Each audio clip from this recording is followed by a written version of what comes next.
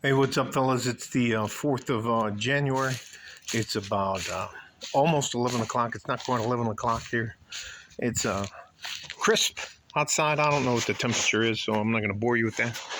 Clear blue skies. The sun's over here. I'm blocking it with the trees. There's the Franklin Mountains. And I'm going to title this video, Why Most Women, especially single mothers, don't qualify for good average men. Pool, backyard. I'm going to work my way around the house. I had the house opened up earlier this morning so that I could let some good fresh air in. Clean the filters out.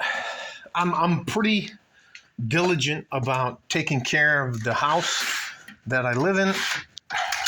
God damn it. Pinche mocoso. Okay, got it locked. It's a sliding door. I'm locking the sliding door. This is the little security bar. And I close the doors. I'm not going to shut off the... Anyway, doesn't fucking matter. So, I have a good friend. His name is Michael Balasso. And if you don't know, that's close to the word for bullet, which is, well, the same thing, pretty much, balazos. He was dating. He's 38. And the woman he decided that he wanted to date and get involved with is a 32-year-old mother of 3 with 2 different baby daddies. Now get this. None of those kids are his. But he had decided that he was going to step up and take care of all of those kids. So anyway, there's the front of the house. Those are the millionaires up there. I am a thousandaire. Not a million. Got the garbage can out. Not a big deal. But lo and behold, he calls me last night. And he's like, hey, Coach. Forsyth is my last name. It's Scottish. Forsyth. He's like, Coach, I need some help. Can you bail me out? And of course, I have an account with Amigo Bail Bond, so I got him bailed out. And this is what happened. By the way, that's not a super sports car. That's a Toyota 86. It's 2017 model, stock model, nothing extraordinary. It's just a sports car. Always wanted a sports car, and so I bought one. It rides like a busted wagon, but it's something I wanted. It's for the first time in my life I got to buy a car in my 50s. Something I wanted, not something I needed. So, well, evidently, this lady had her, one of the 2 men that gave her the kids had come back into her life, and she didn't want to deal with my friend anymore, Michael. And Michael, I don't really remember. Let me lock the door. Shut the front door. It's just. And he invested time, money, energy, effort. He was going to get married, whole 9 yards. They had that all planned out. And all of a sudden, he became the 5th wheel, which is, if you don't know, on the back of a tractor trailer, the tractor that pulls the trailer, there's a wheel where they connect to the trailer, and that's called the 5th wheel. And he became persona non grata. And so all of a sudden, he said he was in his apartment last night, and the El Paso Police Department came to his house, and he said they raided his house like LAPD. Like she had claimed that he not only was abusive to her, but was abusive to her children. Anyways, unbelievable. Now, I know Michael. I don't know this girl. But let me tell you something. For me personally, I believe in men's rights as much as I do believe in women's rights. And are there bad guys out there? Of course there are bad men out there. Of course there are terrible, horrible men out there. But I've known Michael since 2017 here in El Paso. So anyway, he doesn't have a record. Anyways, got him bailed out and the rest of that stuff. And he told me his side of the story. And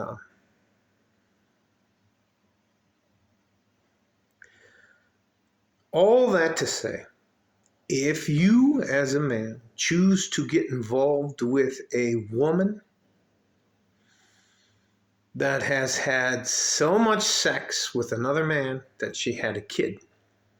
Now this lady's had, I think, 3 kids. And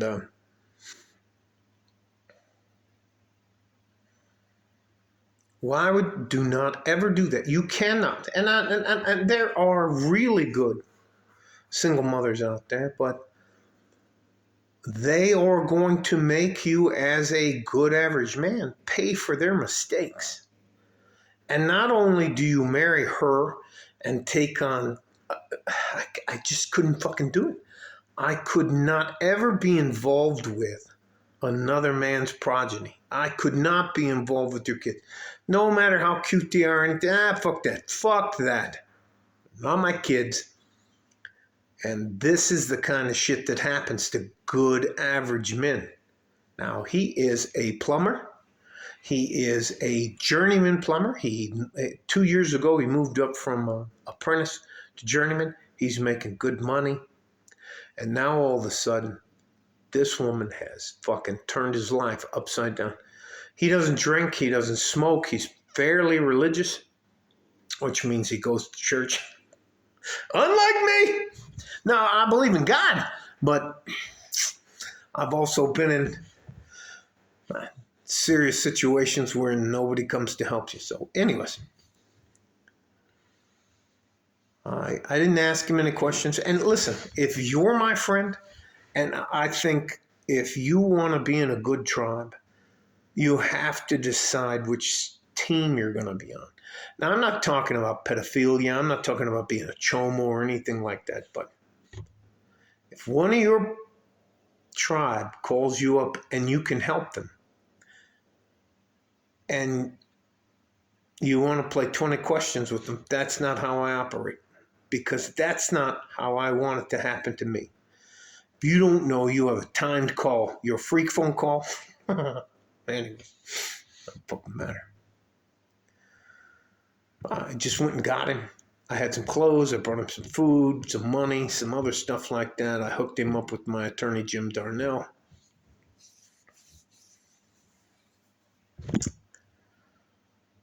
All that to say this. There are predatory women out there.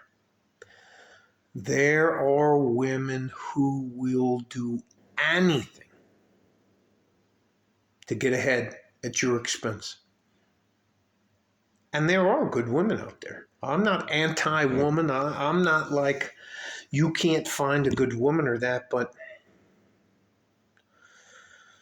you cannot, and I'm just saying this, I'm going to title this More Reasons You Can't Deal with a Single Woman, a single mother. They just come with too much responsibility. They come with too many issues. They are super damaged goods. So it is what it is. I'm about to sneeze. So hang on. Anyways. As a good average man, you cannot tie yourself to a single mother. It doesn't matter about her race, her creed, the color of her skin, or anything else. There are hundreds of thousands of women who would stand in line to be a good wife to good average men. You just have to get out of that network. I don't see any upside with a woman with children from another man, and she has two other baby daddies. So you have to not only deal with her, your family, her family, but that other guy's family and that other guy's family. So no, man, that's just not worth it. And if you don't do what she wants, or you don't do what she tells you to do, or whatever else, and she goes, "You touched me. I didn't want you to touch me. You're inappropriate with me. You know what? You touched my children, and you are what we call, how do you say that? You're fucked." So start your own family. Go overseas, find another woman, or just do MGTOW. But I hope you consider bringing a family into the world. And if not, you know what? I believe in you. I love you. And I'll help you as much as I can without taking anything from you. This is probably way longer than I can. I just can't tell you.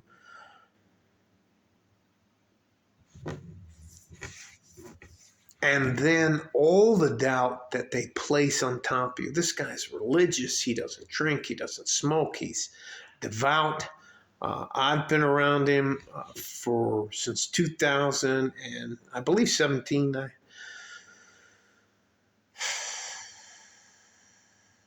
By the way, he's already paid me back for the bail. He's scared. How do you defend that? Listen to me. Before you ever get involved with one of these single mothers, ask yourself, how are you going to defend yourself against a woman who says, he was not only inappropriate with me physically, mentally, or sexually, but he also was inappropriate with my children physically, mentally, and sexually. It's not worth it, man.